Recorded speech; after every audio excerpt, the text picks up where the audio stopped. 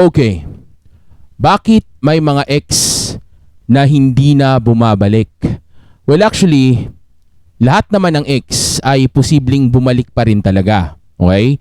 Ang tanging reason lang kung bakit may mga ex na hindi na bumabalik ay dahil ang mga bagay na ginawa mo pagkatapos ng breakup ninyo ay yung mga bagay na hindi mo dapat ginagawa. Okay? At ito yung mga bagay na sabihin na nating maaaring magpababa ng value mo sa mga mata niya. Bagay na kapag ka nangyari ay of course bababa rin yung respeto sa iyo ng ex mo na ito, kaya maapektuhan yung attraction at yung interest level niya sa iyo hanggang sa magbunga o magresulta ng hindi niya pagbalik sa iyo. Pero kung ang mga bagay na gagawin mo ay yung mga tamang bagay, which is yung mga bagay na pwedeng magpataas ng value mo, na magpapataas ng respeto niya sa iyo, na ang magiging resulta ay magtataas ng interest at attraction level niya sa iyo, then sigurado kapag ginawa mo yung mga bagay na iyan, yung ex mo ay napakalaki ng tsansa talaga na babalik pa din ito. Tandaan nyo, simula nang lumabas ako sa internet, ako ang nag-iisang tao sa mundo na napakalakas ang loob na mag-commit ng 100% na ang ex mo ay babalik kapag ka sinunod ninyo yung mga itinuturo kong estratehiya o mga game dito sa channel na ito. Dahil gaya ng sinasabi ko sa inyo palagi, lahat ng ex ay bumabalik. Okay? Basta't ang gagawin mo lang ay yung tamang bagay. Dahil nga yung breakup ninyo sa umpisa ay hindi pa naman totoo. Okay? Kumbaga, sa umpisa ito ay isang shit test lang.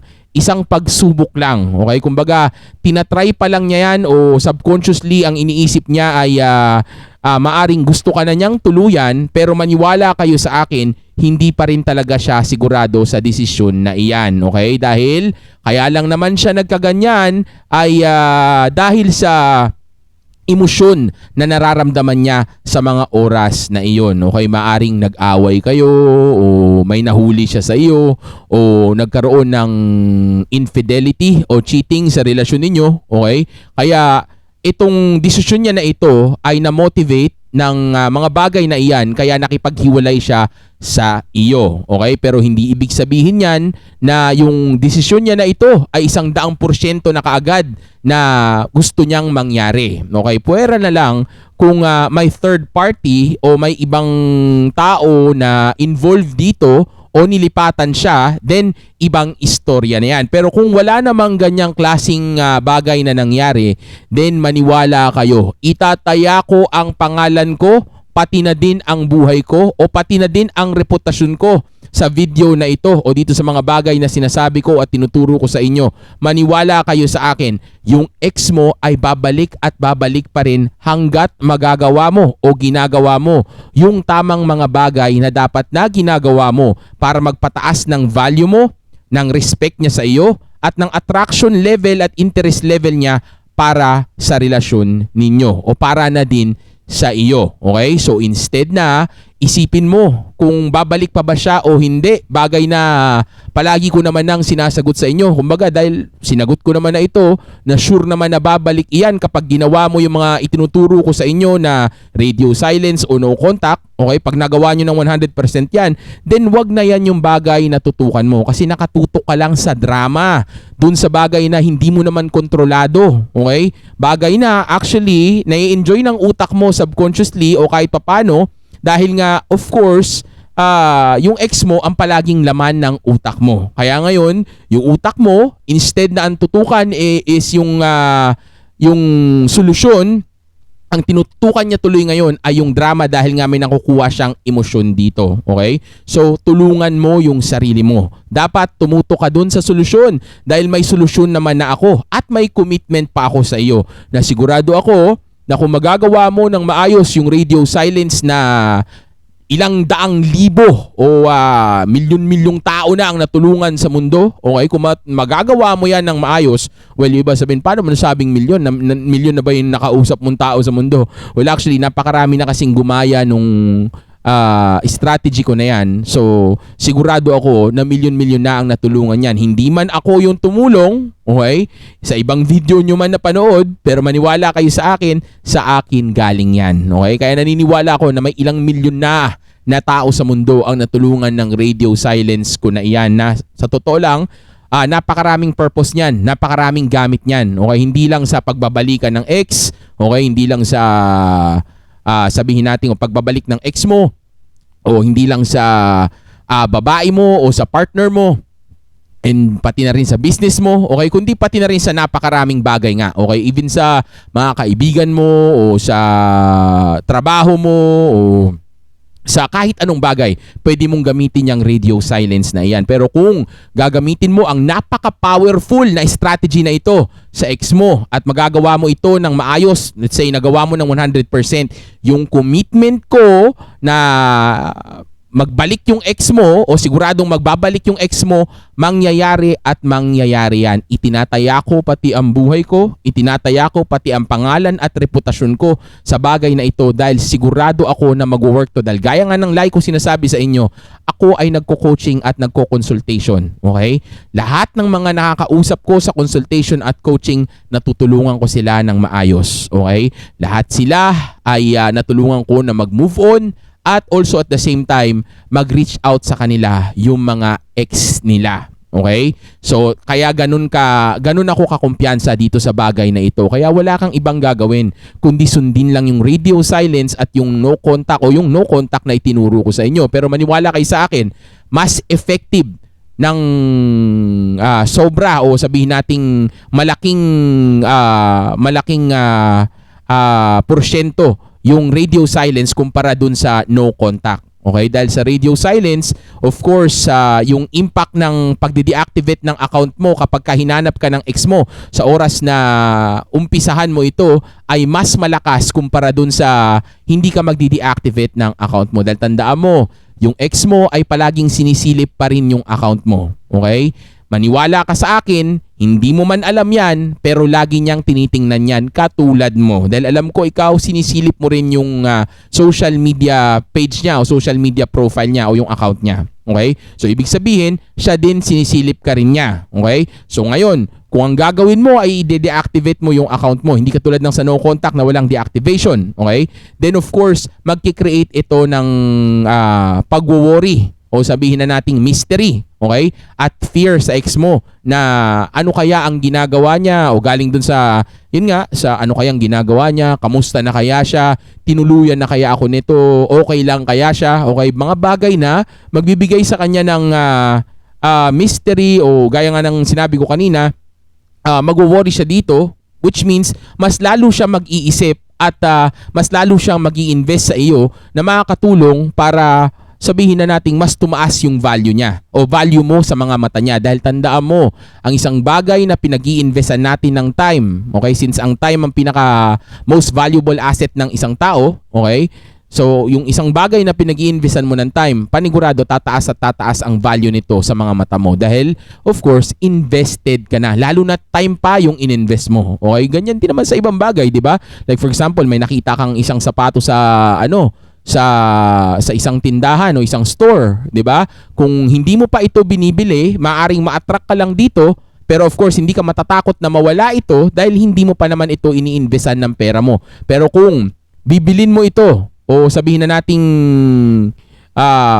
gagamitin o mag-i-invest ka ng pera dito na galing sa hard-earned o sa hard work mo o sa pinaghirapan mo, then of course, pagka ang bagay na ito ay mawawala sa iyo, matatakot ka na basta mawala ito. Dahil of course, invested ka na. Okay? Actually, lahat ng bagay na iyan ay in-explain ko naman na doon sa radio silence video natin na ginawa ko na ng matagal na panahon. Okay? Kaya nga pagka napanood niyo yung video na iyon, baka magulat kayo dahil iba pa yung itsura ko doon, iba pa yung setup. Okay? Pero maniwala kayo sa akin, napaka-effective at napaka-powerful ng video na iyan, okay? Kaya sundin nyo lang yung bagay na iyan kaysa ang iniisip niyo palagi ay kung kailan babalik yung ex ninyo, okay? Dahil kung nakatuto ka dyan sa drama, unang-una, hindi mo tinutulungan ang sarili mo para makamove on dahil siya ang iniisip mo. So instead na yan ang tutukan mo, ang tutukan mo ay yung solusyon. Dahil gaya nga nasabi ko kanina, total naman, may commitment naman ako sa'yo.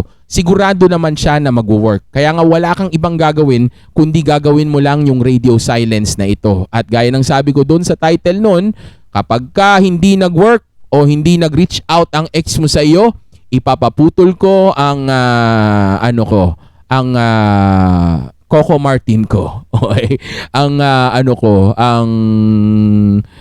cheese dog ko na nagwuwisik-wisik ng kung ano-ano. Okay, so bago tayo tirahin na naman ni YouTube, so tigilan na natin yung joke na iyan. Pero doon sa video na iyon, maniwala kayo sa akin, lahat ng mga sagot ninyo ay masasagot nito. O lahat ng mga tanong ninyo, okay, sagot na, sinagot pa ulit. Okay, pero ang ibig sabihin ko is lahat ng mga katanungan ninyo sa utak ninyo ay masasagot ng video na iyan. At meron din tayong playlist kung saan makikita ninyo lahat ng mga kung saan mapapanood ninyo lahat ng mga video tungkol sa parehong case o pagdating dito sa breakup. Okay? Paano mag-move on, paano makalimutan ng ex, paano may babalik ang ex, paano ano ba dapat ang gawin. Okay? Kumbaga lahat nandoon na. Alright? May playlist din na actually yung mga link sa mga video na iyan o link na mga video na iyan ay ilalagay din natin dyan sa comment section. Okay? So wala ka ibang gagawin ngayon kundi i-relax mo lang muna ang sarili mo, ikalma mo ang sarili mo, huwag kang mag-alala, ako nang bahala sa iyo, tutukan mo lang itong bagay na ito na itinuturo ko o yung minention ko kanina which is yung radio silence o yung solusyon, okay? Para nang sa gayon, yung utak mo ay nakatutok sa pag-move on o dun sa pag-usad kumpara dun sa pananatili at pagtingin sa nakaraan. Okay? Kung sabi nating pananatili sa kung saan ka nandoon ngayon. Okay? Dahil wala namang ibang tao na makakagawa niyan kundi ikaw lang. Hindi ako, hindi ang ex mo, o kahit sino pa. Okay? Dahil tandaan mo, yung nararamdaman mo na yan ay ikaw din naman ang may kasalanan. Okay? Dahil hinayaan mo ang sarili mo na ma-in love and also at the same time, hinayaan mo ang relasyon ninyo na masira ng dahil lang sa mga bagay na ginawa mong hindi tama. O bagay na nagpababa ng respect niya sa iyo, nagpababa ng value mo sa mga mata niya, at nagpababa ng interest at attraction level niya sa relasyon at pati na rin sa pagkatao mo. Okay? So kung gusto mong ayusin itong bagay na ito, okay? Pero kung ako tatanong niyo, mas maganda kung mag-move on na lang kayo. Okay? Pero kung gusto nyong gawin ito, then nasa sa inyo yan. Kung gusto nyo pa rin ibalik, dahil iba naiintindihan ko. Like for example, family kayo, may anak kayo. Di ba? Naiintindihan ko kahit papaano.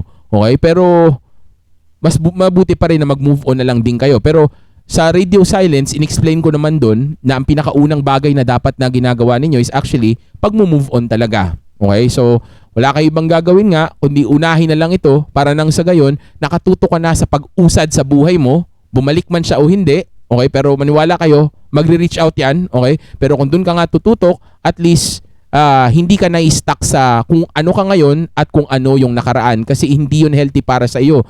Isipin mo, paano mo mababago ang buhay mo o paano mo maiaayos ang pinagdadaanan mo ngayon kung ang tutok mo ay yung problema lang palagi, hindi yung solusyon. Wala namang mangyayari doon. Dadamahin mo lang ng dadamahin yun. Wala namang maitutulong sa iyo. Sa totoo lang, mawo-worsen pa nga nito yung problema mo dahil nga ang tinututukan mo ay yung problema lang. Okay? O yung sitwasyon mo. Dahil nga ang tinututukan mo ay yung problema lang. Instead na ang tutukan mo ay yung solusyon. Okay? Gaya ng sabi ko, again, ako na ang bahala. Okay? Huwag ka nang mag-alala. Alam ko yung pinagdadaanan mo. Alam kong nahihirapan ka na. Okay? Huwag kang mag-alala. Nakikinig ka sa pinakamagaling sa lahat. Kinokopya ng lahat. Okay? Pinakalihiti mo sa lahat. Okay? Huwag kang mag-alala. Hindi ako yung mga uri ng iba dyan na basta gumagawa lang ng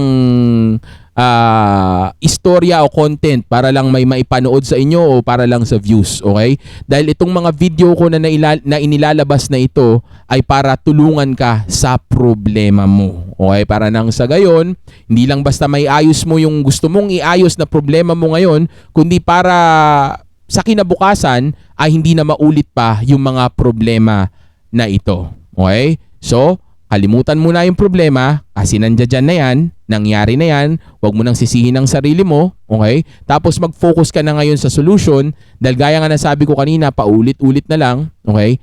Ako nang bahala sa iyo dahil panigurado ako, pag nagawa mo ng 100% yung bagay na ito, yung ex mo ay magre-reach out at makikipag balikan sa iyo. Okay? Kaya kung ang tanong mo ay bakit may mga ex bakit may mga ex na hindi na bumabalik? Okay? Then ang sagot ko diyan, yan ay dahil ang patuloy na ginagawa mo ay yung mga mali. Pero kung ang gagawin mo na ay yung tama, okay? At sabihin na natin yung bagay na pinag-usapan natin ngayon o mga sinabi ko kanina, okay? Then sigurado, instead na ganyan pa ang katanungan mo sa utak mo, okay? Ang magiging focus na ng utak mo ay kung paano mo aayusin yung gusot. Okay? Dahil of course, kapag tumutok ka sa solusyon, matatapos ang problema. Pero pag tumutok ka sa problema, may stress ka lang at hindi ka makakapag-focus o hindi mo mauumpisahan yung tamang solusyon na sinabi ko naman sa inyo na paniguradong mag-work ng 100%. Okay? So, ingatan mo ang sarili mo at wag mo masyadong stressin dahil yung problema mo ay hindi naman yan mabigat. Dahil nga gaya ng sabi ko, nandito naman na ako. Good luck.